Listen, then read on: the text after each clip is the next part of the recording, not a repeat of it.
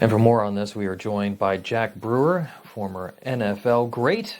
Actually, he's still an NFL great, and the founder of the Jack Brewer Foundation.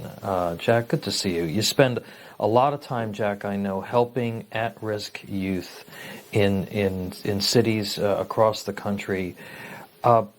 It's out of control, and these are real lives. We just had that other incident with some additional young people in Chicago. When you see the city and the state in Illinois outright refuse to do anything about this violence, give us your reaction. At some point, these judges have to be held accountable. I mean, letting a man out of jail 77 times to then go in and, burn someone up and, all these murders that you see. I mean, accountability, and it starts with our parents and these kids that are getting shot. Listen, over the last week, there were 7 children shot in Chicago. So this is not just grown-ups. These are kids getting shot. And when you look at these cities and you look at the policies that have been put forth in these cities, you see exactly why. When they put people in their prisons and in their jails in these liberal states, they don't rehabilitate them. They don't make sure that when they get out of prison, they're ready to go back into society. And that's why they continue to recommit crimes. And that's why their recidivism numbers are so terrible. Yeah. And so they're just completely wasting taxpayer dollars. Yeah. We're watching a protest there on screen, and it's talking about troops.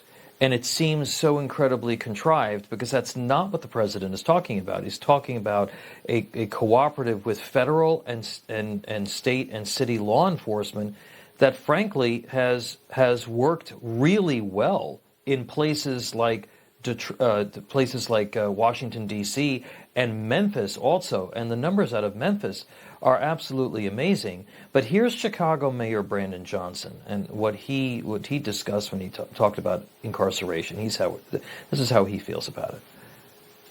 We cannot incarcerate our way out of violence. We've already tried that. And we've ended up with the largest prison population in the world without solving the problems of crime and violence. The addiction on jails and incarceration in this country, we have moved past that. It is racist, it is immoral, it is unholy, and it is not the way to drive violence down. So, Jack, is locking up criminals racist?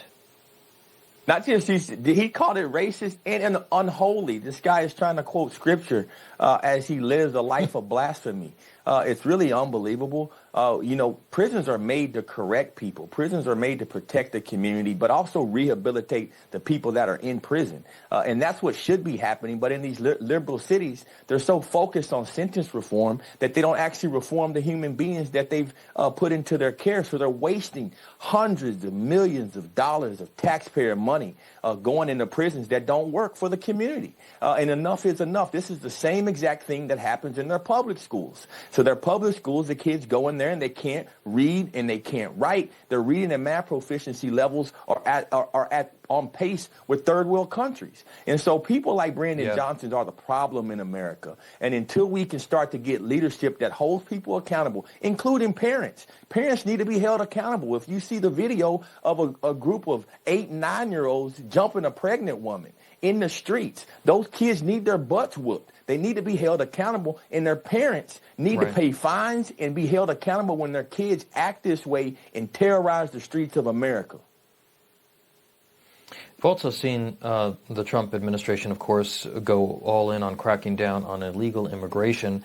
Some breaking news this morning, a number of outlets reporting that a woman who's the mother of White House Press Secretary Caroline Leavitt's nephew has been now detained by ICE. Bruna Caroline Ferreira, a Brazilian native she was taken into custody near Boston. She reportedly overstayed a tourist visa that required her to leave the country in 1999. Her attorneys are saying that she was protected by DACA. Outlets are also reporting she has a previous arrest for battery. That is something that her attorneys deny. Officials say that she and the White House press secretary have not spoken in years. Your reaction Jack, to this breaking story? What does it say about sort of the overarching problem that we face here in this country? It's a huge problem. Listen, I have relatives that go to jail and get caught up doing things all the time, and I hope that people don't blame that on me, because it has nothing to do with me. And so I think this is another situation where you see that people have gotten comfortable in our country. People are breaking the law, and for some reason, in our minds, we've kind of put people in these buckets. A nonviolent crime is a nonviolent crime. If you come across the border, it should be treated no different than you're treating people that are selling drugs in our streets.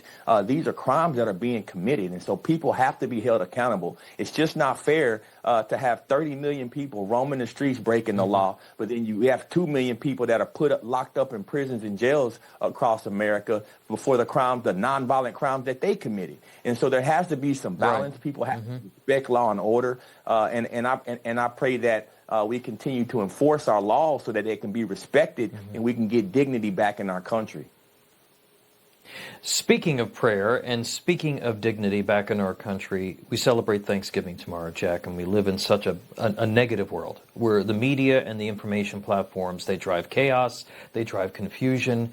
What's your message for America as we enter not just Thanksgiving, but also the holiday season? We have to all give thanks that we have the opportunities that we have in our country. Most people are trying to get here from all over the world, and so we have to thank God for just blessing us to be here. But it also comes with accountability. And as we give thanks, we have to also hold ourselves accountable to go out and serve in our community. We have 18.4 million fatherless kids across America. Many of the reasons you see the things that we're covering right now on the TV screen are a direct result of fatherlessness, and too many kids in our nation not having a daddy to discipline them and having broken homes. And so let's be thankful that we live in a country that we can speak about these things, but let's also be accountable to ourselves to go out and serve our communities. All right, great words. And Jack Brewer, you're going to be staying with us. We'll see you in just a little bit. Thank you. God bless you.